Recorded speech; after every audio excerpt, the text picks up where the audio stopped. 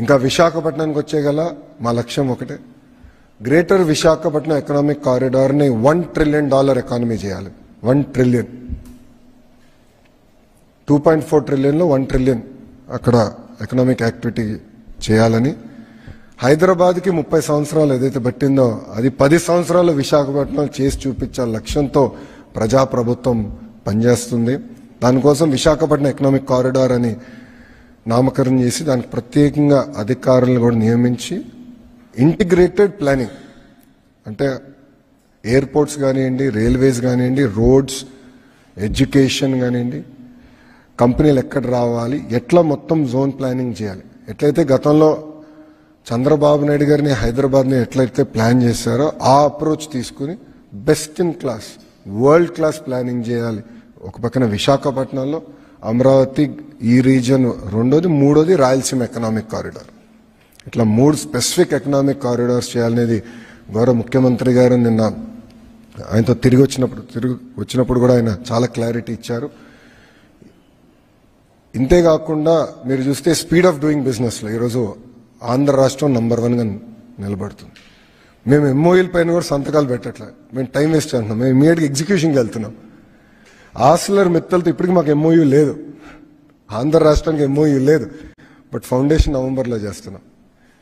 టీసీఎస్తో కూడా ఎంఓయూ లేదు, but we are starting their center in November. ఎంఓయూలు పిచ్చి కాదు, ఎగ్జిక్యూషన్ ఎగ్జిక్యూషన్ ఎగ్జిక్యూషన్ సింగిల్ ఫోకస్తో మేము పనిచేస్తున్నాం. చాలామంది గతంలో అడిగారు, డావోస్కి వెళ్ళారు, పక్క రాష్ట్రాలు ఎంఓయూలు చేశారు, మీరేం చేశారు? ఫాలోఅప్లు జరుగుతాయి. డావోస్లో గూగుల్ క్లౌడ్ CEO కురియన్ గారిని గౌరవ ముఖ్యమంత్రి గారు అక్కడ కలుస్తాం జరిగింది. ఫాలోఅప్ మీటింగ్ చేసి ఎంతవరకు వచ్చింది అన్నీ డిస్కస్ చేశాం. మొన్న టాటా సన్స్ చైర్మన్ చంద్ర గారు నేను బాంబేలో కలిసినప్పుడు నేనే స్వయంగా స్టేటస్ అప్డేట్ ఇచ్చా. టాటా గ్రూప్ కంపెనీ ప్రాజెక్ట్స్ అనే ఆంధ్ర రాష్ట్రంలో ఏంటి, ఒక్కొక్క ప్రాజెక్ట్ ఏ స్టేటస్లో ఉంది, ఎక్కడ గ్యాప్ ఉంది, గ్యాప్ ఆంధ్ర రాష్ట్రం సైడ్ ఉందా, టాటా గ్రూప్ సైడ్ ఉందా, ఓపెన్గా డిస్కస్ చేశాం. ఇట్లా చాలా పాజిటివ్గా, చాలా ప్రోయాక్టివ్గా మేము ముందరగలుగుతాం. ఇప్పటికీ నా బ్యాగ్లో మీరు చూస్తే టాప్ 10 ఇన్వెస్టర్స్ ఎవరైతే ఆంధ్ర రాష్ట్రంలో పెట్టుబడి పెట్టారో వాళ్ళన్ని డీటెయిల్స్ ఆ బ్యాగ్లో ఉంది. ఒక ఫోల్డర్ ఉంటుంది, రిలయన్స్ అవ్వచ్చు, టాటా అవ్వచ్చు, జిందాల్ అవ్వచ్చు, స్టేటస్ అప్డేట్ ఎవ్రీ వీక్ నా ఆఫీస్ నాకు అప్డేట్ ఇస్తుంది. ఆ ఫోల్డర్ నా బ్యాగ్లో ఇప్పటికీ ఉంది. సో ఎప్పుడైనా వాళ్ళు కలిసినా, ఎప్పుడైనా ఫోన్లో మాట్లాడినా బస్ ఇదిగోండి ఇది update, this is the status అని మేము చెప్తున్నాం. అంతేకాకుండా ప్రతి ప్రాజెక్ట్ వాట్సాప్ గ్రూప్ కూడా ఏర్పాటు చేశాం. నేనున్న గ్రూప్లో ఆ కంపెనీకి సంబంధించిన చైర్మన్ గారు ఉంటారు, సంబంధించిన శాఖ మంత్రులు ఉంటారు. ఒక ఉదాహరణ ఇస్తాం, రిలయన్స్ CBG ప్రాజెక్ట్ ఉంది. ఆ గ్రూప్ ఆఫ్ మినిస్టర్స్కి నేను చైర్మన్గా ఉన్నా కనుక నేను, ఎనర్జీ మంత్రి గొట్టిపాటి రవి గారు, రెవెన్యూ మంత్రి అనగాని సత్యప్రసాద్ గారు ఆ గ్రూప్లో ఉన్నారు, ఎనర్జీ సెక్రటరీగా విజయానంద్ గారు, రెవెన్యూ సెక్రటరీ ఉన్నారు. అట్లా రిలయన్స్లో ఉన్న ఎగ్జిక్యూషన్ టీం కానివ్వండి, పెట్రోలియం సంబంధించిన CEO గారు కూడా ఆ గ్రూప్లో ఉన్నారు. ఒక వారం వాళ్ళ దగ్గర నుంచి అప్డేట్ రాకపోతే నేను మనం పెట్టా, ఏంటి ఇంకా అప్డేట్ రాలే, ఏంటి వాట్ ఈస్ ద స్టేటస్, మీరు ఎవ్రీడే పెట్టమంటున్నాను, మీరు ఎందుకు వారం తీసుకున్నారని నేను వాళ్ళని అడుగుతున్నా. ఎందుకంటే బాబు సూపర్ 6లో మేము ఇచ్చిన తొలి హామీ 20 లక్షల ఉద్యోగాలు మేము కల్పిస్తాం, బోత్ ప్రైవేట్ అండ్ గవర్నమెంట్ రంగంలో ఇచ్చిన ఫస్ట్ ప్రామిస్. దానికి మేము ఇప్పటికీ కట్టుబడి ఉన్నాం, అహర్నిశలు కష్టపడుతున్నాం, ఎక్కడ కానీ ఇబ్బంది లేకుండా చేయాలని లక్ష్యంతో మేము పనిచేస్తున్నాం. ఆ 20 లక్షల ఉద్యోగాలు కల్పిస్తాం. ఒక ఐటీ రంగంలోనే ఒక ఛాలెంజ్గా నేను తీసుకున్నాను, 5 లక్షల ఉద్యోగాలు కల్పించాలి. ఐటీ అలోన్ ఒక ఛాలెంజ్గా తీసుకున్నాను. అండ్ రాబోయే రోజుల్లో మీరు చూస్తారు ఎవ్రీ వీక్ అనౌన్స్మెంట్స్ ఉంటాయి. ఎందుకంటే చాలా కష్టపడ్డాం, ఈ 17 నెలలు అహర్నిశలు కష్టపడ్డాం. మంత్రులందరం కలిసి పనిచేస్తున్నాం, ఏ ఒక్క కంపెనీ పోకూడదని. పక్క రాష్ట్రం ఒక్క కంపెనీ వెళ్ళినా మేము ఫాలోఅప్ చేస్తాం, ఎందుకు పోయింది, ఎక్కడ తప్పు చేశాం, తెలిసి ఎందుకు తప్పు చేస్తున్నాం, కరెక్షన్ ఎట్ట చేయాలి. ప్రజలందరూ కూడా ఒకసారి ఆలోచించాలి. 2019 నుంచి 24 వరకు ఎవరు ఆంధ్ర రాష్ట్రం గురించి మాట్లాడేవారు కాదు, ఒక్కరు పెట్టుబడి పెట్టేదానికి వచ్చేవారు కాదు, ఓన్లీ విధ్వంసమే. అలాంటిది 16-17 నెలల్లో మీరు చూస్తే ఇన్వెస్ట్మెంట్స్ సెంటర్ ఆఫ్ డిస్కషన్గా ఆంధ్ర రాష్ట్రం వచ్చింది. That is the strength. దీనికి ప్రధానమైన కారణం డబుల్ ఇంజిన్ సర్కారే కాదు, డబుల్ ఇంజిన్ బుల్లెట్ ట్రైన్. అనేక రాష్ట్రాల్లో డబుల్ ఇంజిన్ సర్కారులనే, కానీ ఆంధ్ర రాష్ట్రంలోనే డబుల్ ఇంజిన్ బుల్లెట్ ట్రైన్ ఉంది. అది గౌరవ ప్రధానమంత్రి నరేంద్ర మోడీ గారు ఢిల్లీలో, ఆంధ్ర రాష్ట్రంలో గౌరవ ముఖ్యమంత్రి చంద్రబాబు నాయుడు గారు. ఇద్దరు కలిసికట్టుగా పనిచేసి ఎస్ ఆంధ్ర రాష్ట్రాన్ని ముందలు తీసుకెళ్దాం, అన్ని రంగాల్లో ముందలు తీసుకెళ్దాం. ఈరోజు ఆంధ్ర రాష్ట్రం ఏ స్థాయికి వచ్చిందంటే కేంద్ర ప్రభుత్వం కొత్త రిఫార్మ్స్ తీసుకెళ్లాలంటే డైరెక్ట్గా వాళ్ళు చెప్తున్నారు ఇతర రాష్ట్రాలకు కొంచెం టైం పట్టచ్చేమో, ఆంధ్ర రాష్ట్రానికి మెసేజ్ పెట్టండి, ఒక ఫోన్ కొట్టండి, ఇమ్మీడియట్గా అయిపోతాయి.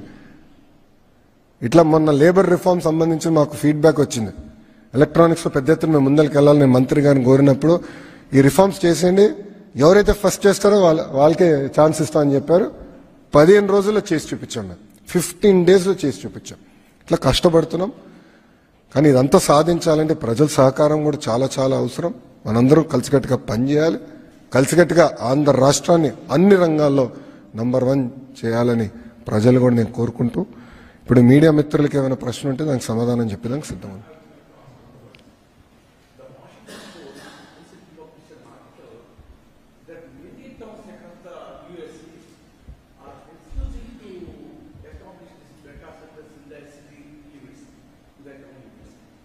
They claim it consumes a lot of power first.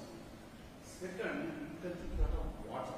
It needs a lot of water to cool down the country.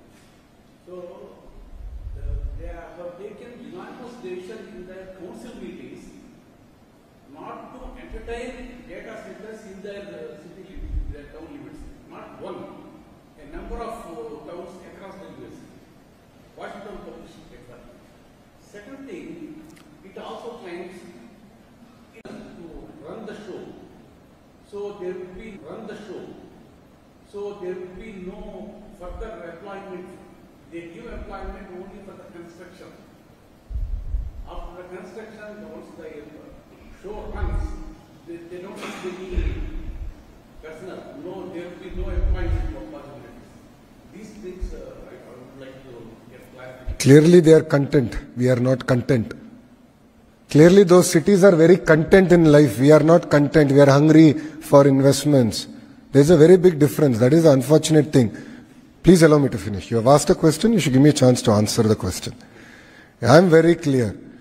We are creating a separate corridor for them, for these data centers, where energy is going to be independent of it.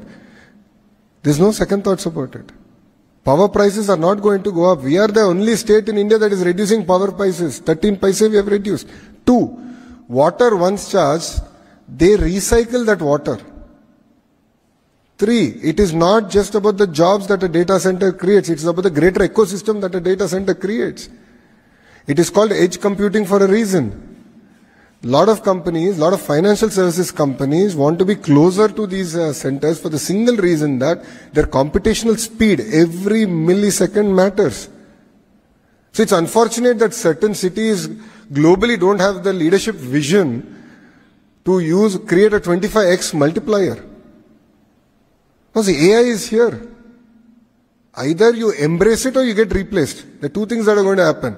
As a state, as a country, we have decided to embrace it. We have decided to train. It creates huge economy.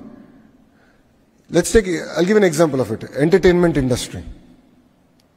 It is going to transform the entire entertainment sector.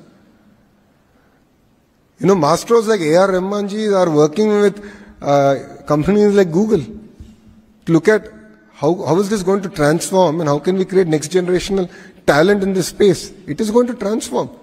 There's no second thought about it.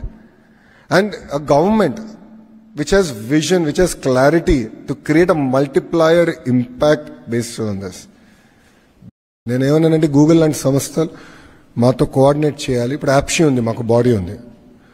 Hire ఎడ్యుకేషన్కి curriculum అంతా యాప్షీ guidance ఇస్తుంది. వాళ్ళు కూడా నేను చెప్పాను, they will work with Google, they will work with TCS, కాగ్జీ. And AI అనేది అనివార్యం బాస్.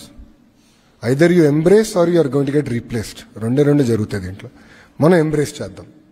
ఏఐని ఎట్లా వాడాలి, ఏఐ వల్ల how do you make our cells more efficient.